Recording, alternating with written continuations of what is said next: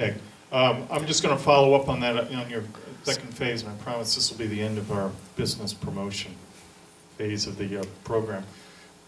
Has there been any thought given to the one interchange that we have that actually exists in this town, down near 136, and maybe rezoning that area? I mean, that seems like an area that the town really doesn't take advantage of, and I'm sure there's a limited property owners down there that would benefit, and probably some that would be against it.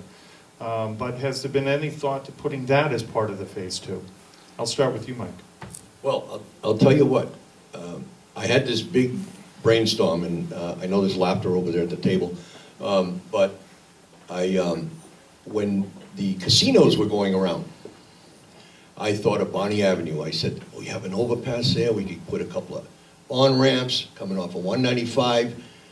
Mr. Almeida could sell the casino, all the land. We could block off all that area from the rest of the traffic, and just imagine a revenue for Rehoboth.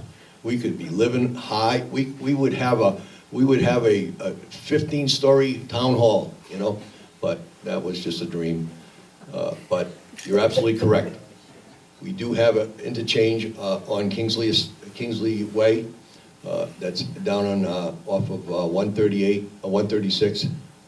But the problem is it's not much property down there that could support any type of business. Our industrial zone is a very small zone of land on Almeida Road. That's near, people might know the old Rotundos. There's a small area over there, but we do have Route 6.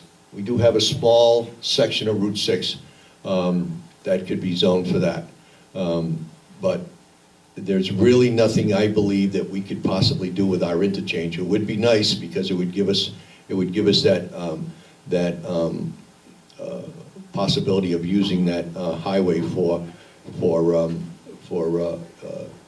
the express in and out.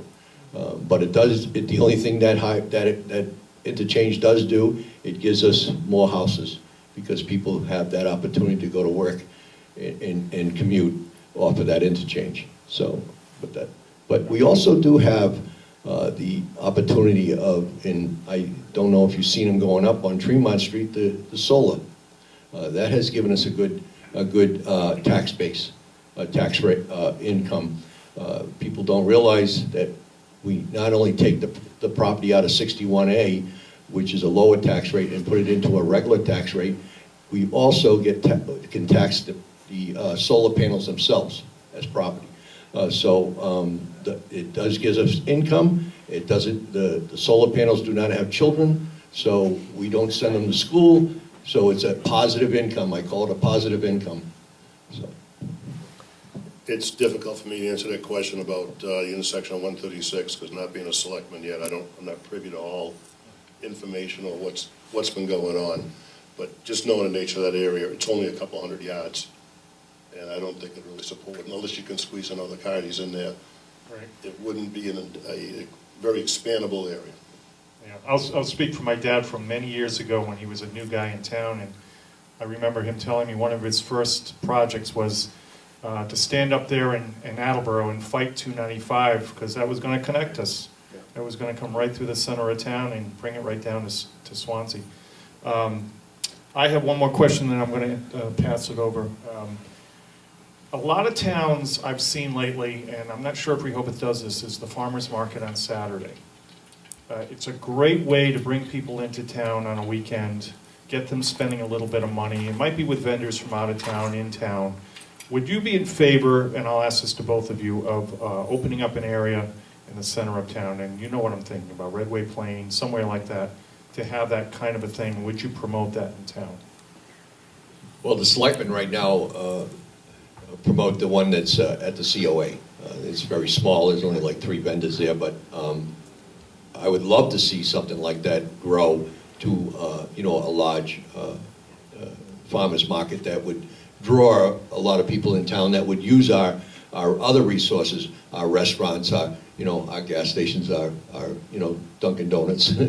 But definitely, I would support something that would go on Redway Plain. I would be before the Parks Commission to see if something like that could be done. It's just that I would want to see about getting the support of the farmers in the area to be able to do something like that. Yeah, that's a very doable project. Right now, many of our farmers go to Attleboro.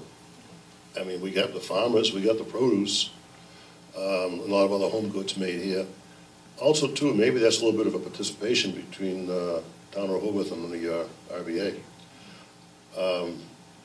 We get the resources, but, I mean, as a local person in Rehoboth, there's so many farm stands, we can do it 7 days a week. I think you're referring to bringing people from outside of town into Rehoboth, because we have the resources, and we have the farmers, we have the produce. I think it'd be a great attraction, a great draw, and there's absolutely no reason it wouldn't work. And it would be a big boom to the local farmers in town, but bringing people to them instead of them having a truck to Attleboro and everywhere else. So, and I think it would just put another thing to put Rehoboth on the map. Okay, I'm going to bring up a topic from the first panel, which was money. So they all said we could use more money, which is probably true. So the question basically is why, with the increase in budget or the increase in taxes each year, which I realize are minimal, but each year the town has more money than the year before, where are the costs increasing? Is it retirement and pension funds? Is it just the general cost of doing business, more kids coming into the school system, et cetera? But where do these extra funds get allocated year after year that makes the budget get squeezed? Well, every year we have new things. Like this year, just for instance, we're short police officers, so we'll have to put we may have to put a police officer on. Where we need a new vehicle for the building inspector. We have an unexpected repair that has to be done on a building. It's so many things that you need to raise your revenue, and we only go up 2.5 every year, and you, like you said, it's minimal. But there's increases. The school budget does increase every year to a certain percentage. We also, one of our problems is that we don't know what our funds are from the state, what we're going to get from the state every year. Sometimes it could be more, sometimes it could be less. We don't know how much money we're going to bring in from motor vehicle tax. We don't know how much money we're going to bring in from X, Y, and Z. So we have to be very careful with our money because you never know. It's like at home, you need to have a savings account in case something happens. The tree falls on the roof and you're not covered. Just something, the furnace lets go. At home, you need to have that extra funds to take care of that. It's just like that in the town. We could have a problem where a fire truck, for some reason, has an accident and flips over, and we need to replace the fire truck. So you always have to have money in savings. So you need to make sure that you watch how you spend your dollars so that you don't overspend. So that's why we utilize everything we have. Your taxes don't really increase, just the base does. So your revenues don't increase by too much. I've always been on the spending side. I don't like to spend, but my little department has to have a budget. As much as I realize there's no money, I haven't spent a nickel in 2 years. Now, my $275 doesn't do a lot in the coffer, but maybe it buys an extra ton of salt, I don't know. Employees get cost of living raises. They go up 3-5%. Some years they don't get any at all. Some years they go up 5%. This year, most of them are around 3%. So it's like inflation is built into everything, right? So there's ever creeping cost within the operation of the town. And like Mike says, you've got to replace equipment. It just keeps coming up. Just because you bought a new police cruiser 8 years ago, don't think it lasts forever. It's going to be replaced again. So that same item is going to come up again and again and again. And that item costs more this year than it did 8 years ago. So these are the things that eat into the additional tax revenue. until we find other sources of income, it's pretty much going to stay status quo. Okay. I'm going to switch over to the school department. We don't have any school committee members here tonight, but I'll ask you a few questions because it's a very important part of our budget, big piece. I'm not sure what the percentage is, but I'm sure you'll tell us if you know. But the question is, the regional school agreement that we have with Dayton, it's been in place a long time. A lot of other towns have gone into it. Some towns have come out of their agreements, not too many, but it has happened. Do you think the agreement is working with Dayton? Do you think it should be re-looked at? Do you think it's fair to the town? And do you think the increases that are coming down the line are something we can handle? Or should we be re-looking at our agreement with the town of Dayton?